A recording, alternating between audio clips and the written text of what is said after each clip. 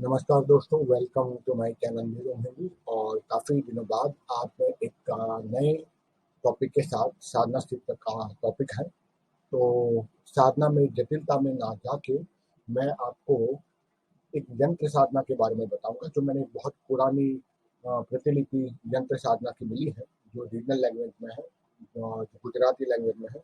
उसकी एक प्रतिलिपि, एक साधना की कॉपी मेरे हाथ में लगी है। तो उसमें से मैंने ये यंत्र साधना, क्योंकि ये साधना स्वयं मैंने अपने गुरु भाई के सानिध्य में 2017 में किया था। और मैं दावे के साथ कह सकता हूँ कि यह धनदा रतिक्रिया साधना अपने आप में अचूक साधना है। जो कि इसकी साधना विधान काफ़ी कठिन है, क्योंकि इसकी सवा लाख जप करनी पड़ती है। और सवा लाख जप के बाद दशांश हवन मतलब कि साधना का 10वां भाग का हवन, यानी 1,25,000 मंत्र जप है, तो उसका 10वां भाग हुआ 12,500 हवन आपको करना है। ठीक है, घी की और समिधा, यानी जो हवन समिधा रहती है उससे। और साथ साथ में प्योर गाय का घी होना चाहिए। तो 10वें भाग का आपका हवन होना चाहिए। उसके बाद चाहिए कि आप उसका 10वें भाग का तर्पण करो। तर्पण फिर मार्जन करना होता है 10वें भाग का, फिर ब्राह्मण भोजन होता है। तो इस प्रकार से काफी लंबी लंबी और श्रम साध्य ये साधना है। धनदा यंत्र साधना नहीं, पर मैं मंत्र साधना की बात कर रहा हूँ। तो यहाँ मैंने सोचा कि कोई ऐसी सरल साधना हो जो मेरे पाठकों को, जो मेरे सब्सक्राइबर को बहुत ही लाभ दे सके। इसीलिए मैंने ढूंढ रहा था और मुझे वो यंत्र भी मिल गया, जो मैंने अपनी साधना काल में बनाया था 2017 में। और वही यंत्र मैंने उस पुरानी प्रतिलिपि में भी मैंने देखी थी। तो ये यंत्र बिल्कुल वही था। तो मैं इसलिए सोचता हूँ कि ये श्रेष्ठतम साधना रतिप्रिया यंत्र साधना में आपके सामने प्रस्तुत कर रहा हूँ, पूरे विधि विधान के साथ, जो एकदम सरल विधान है। आपको करना पड़ेगा, या आपके या फिर शुद्ध मन के ब्राह्मण के हाथों के द्वारा भी आप ये साधना संपन्न करवा सकते हैं। तो पेश करता हूँ धनदा रतिप्रिया साधना। रतिप्रिया एक प्रकार की एक यक्षिणी का स्वरूप भी है।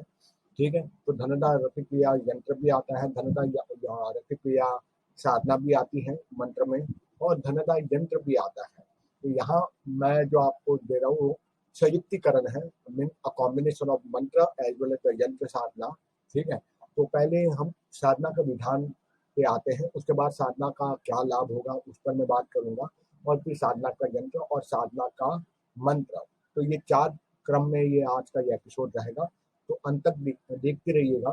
और अगर आपने जिस प्रकार से विधान बताया गया, अगर वो विधान के साथ यदि आप साधना करते हो, तो इसमें दो दो राय है ही नहीं कि आपको अपने जीवन में सुख समृद्धि, व्यापार में वृद्धि जरूर मिलेगी ही मिलेगी। ठीक है, सो लेट्स स्टार्ट विद धनदा रतिक्रिया यंत्र साधना।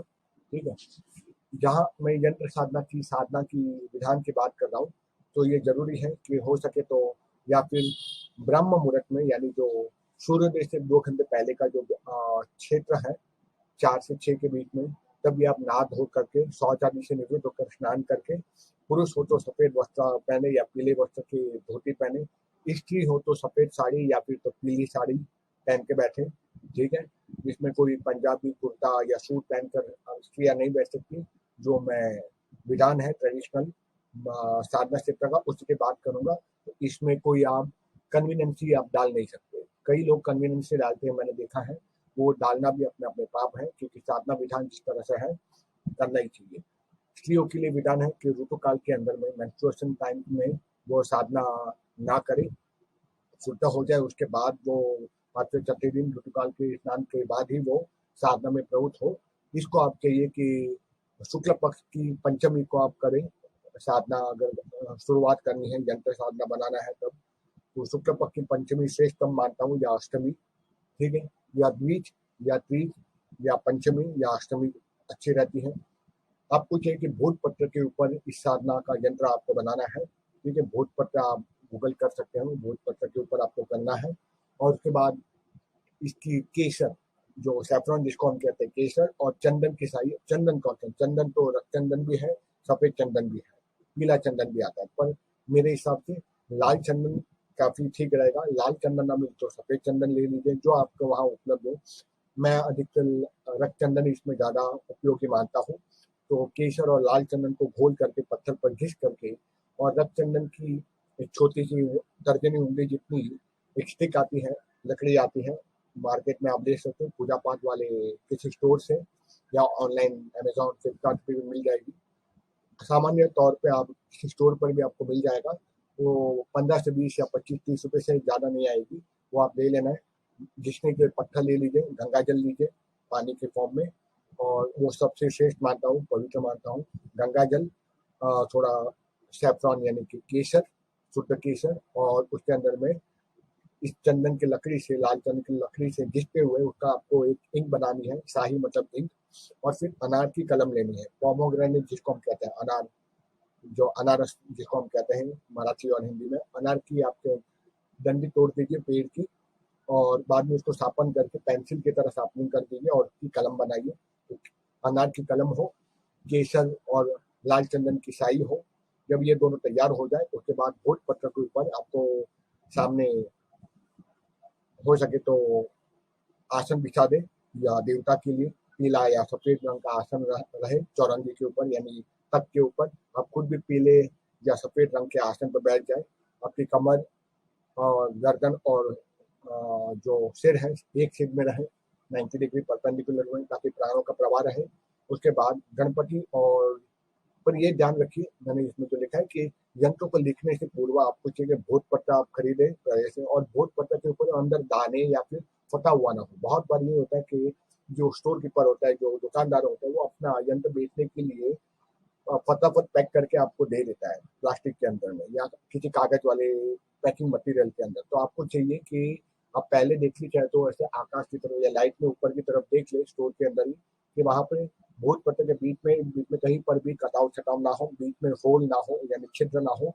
क्योंकि अगर छिद्र रहते हैं और छिद्र वाले भूत पत्ते के ऊपर अगर आप यंत्र लिखते हो, कोई भी यंत्र, चाहे वो साबर यंत्र हो, मुस्लिम मंत्र हो, हिंदू यंत्र हो, तो वो उसका कोई फल नहीं मिलता, चाहे आप कितना भी अच्छा यंत्र बनाए, कितना भी अच्छी मुहूर्त हो। तो ये जरूरी है कि आपको यंत्र जिस पर लिखोगे वो भूत पुत्र टूटा फूटा ना हो। उसके बाद यंत्र लिखने से पूर्व गणपति और शिव का पूजन कर ले। सामने रथ के ऊपर गणपति की मूर्ति या चित्र रख दे, ठीक है, और शिव को गुरु मानकर शिव का पूजन करें। शिव का पूजन करने के लिए अगर छवि ना हो तो आप एक ज्योतिर्लिंग के रूप में आप पारक का शिवलिंग अगर संभव हो तो वो रख दे, ठीक है। वो ना हो तो कोई और आपकी मूर्ति हो भगवान शिव की, वो रख दे। उनको गुरु मानकर गणपति और गुरु की चंदन से, चावल से, फूल से, धूप, अगरबत्ती और नैवेद्य जो भी आपके पास प्रसाद हो वो अर्पित कर दे। उसको 5 उपचार कहते हैं, गंधा, अक्षत, पुष्प, धूप, दीप और नैवेद्य।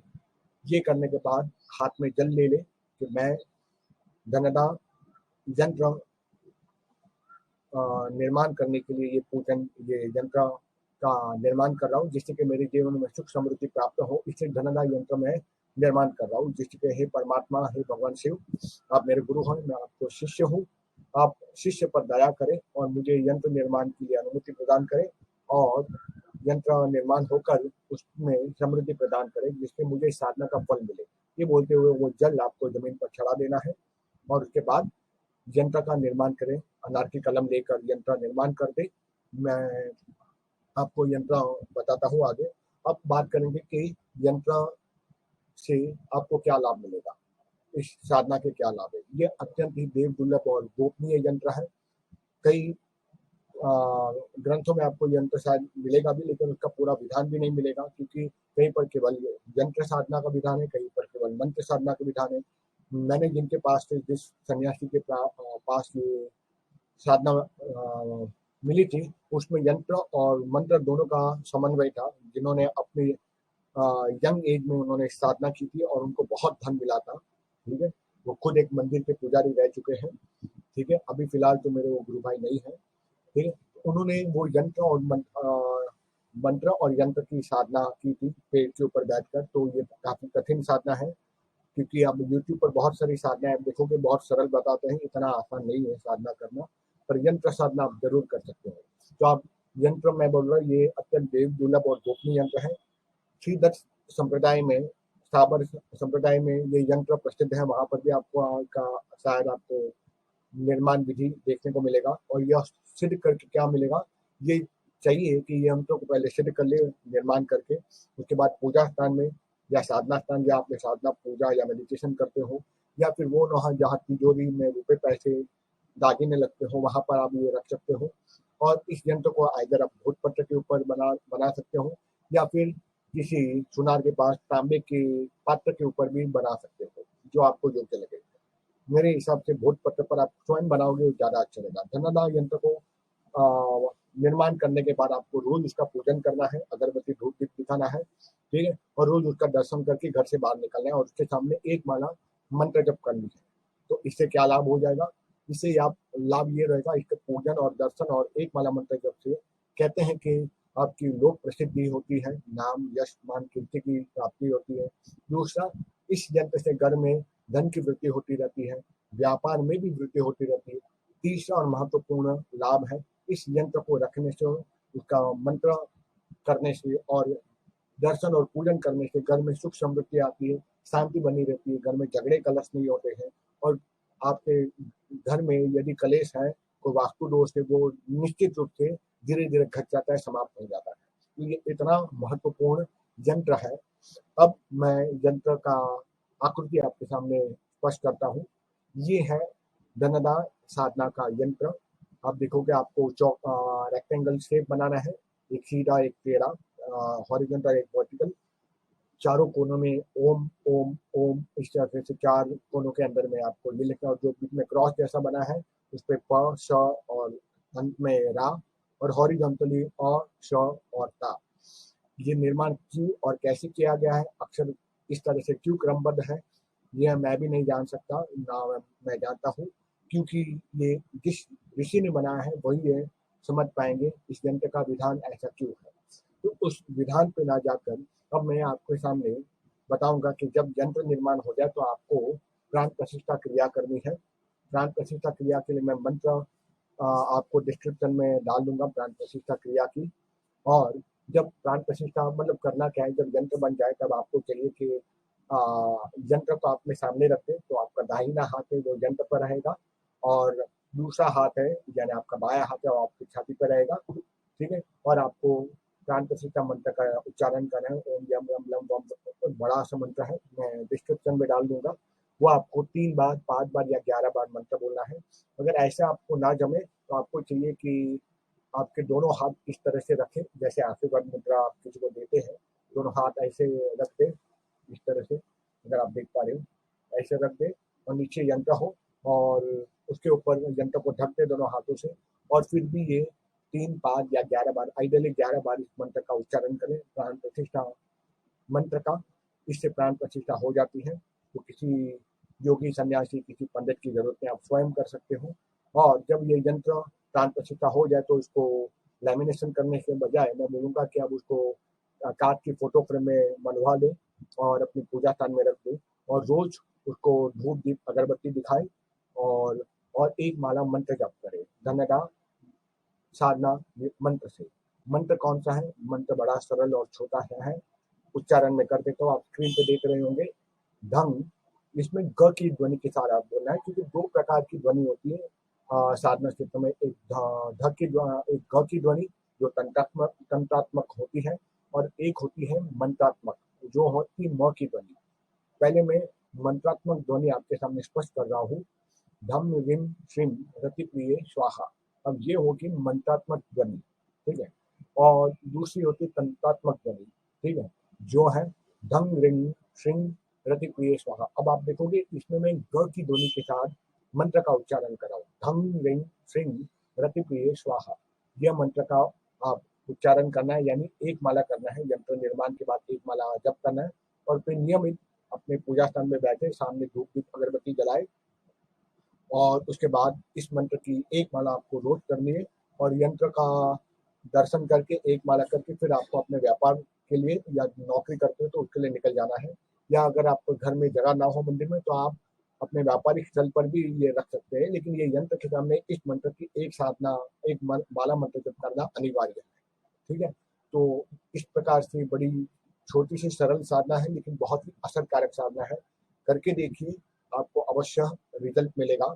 और यदि आप मेरे चैनल पे पहली बार आए हैं तो आई रिक्वेस्ट यू कि आप सब्सक्राइब कीजिए मेरे चैनल को, और लाइक कीजिए, कमेंट कीजिए, और कम से कम 90 दिन ये साधना करके देखिए। मतलब यंत्र निर्माण के बाद 90 दिन तक एटलीस्ट इसकी एक माला यंत्र के सामने धूप दीप अगरबत्ती करके देखिए, या 108 दिन करके देखिए। फिर आप देखिए साधना का क्या फल होता है, जो कि मैं बोलूँगा आपको लाइफ लॉन्ग करना है तो ज़्यादा अच्छा रहेगा। और फिर देखिए आपके जीवन में सुख समृद्धि कैसे आती है। और ये साधना करते हुए या निर्माण करते हुए आपको चाहिए, आप ब्रह्मचर्य व्रत धारण करें, सत्य बोले, किसी को छल कपट ना करें, परेशान ना करें, मानवता के सारे गुण धारण करके रखें, और सत्य वचन और ब्रह्मचर्य को जरूर धारण करें, तभी साधना में सफलता मिल सकती है। तो ये मैंने आज पूरी साधना का विधान आपके सामने स्पष्टीकरण कर दिया है। कमेंट कीजिए, अगर 108 दिन के बाद आपको उसका फल मिलता है, उसके अंदर ही शायद मिल जाएगा। और मुझे खुशी होगी आपकी समृद्धि जानते हुए, आपकी ग्रोथ जानते हुए। इसी के साथ गुरु चरणों में नमन करते हुए आपसे अलविदा लेता हूँ। मिलता हुआ एक नए ही टॉपिक, नए यंत्र साधना या नई किसी वोकल साइंस के टॉपिक पर आपके साथ एक नए विषय के साथ में। तब तक के लिए धन्यवाद, नमस्कार, जय हिंद।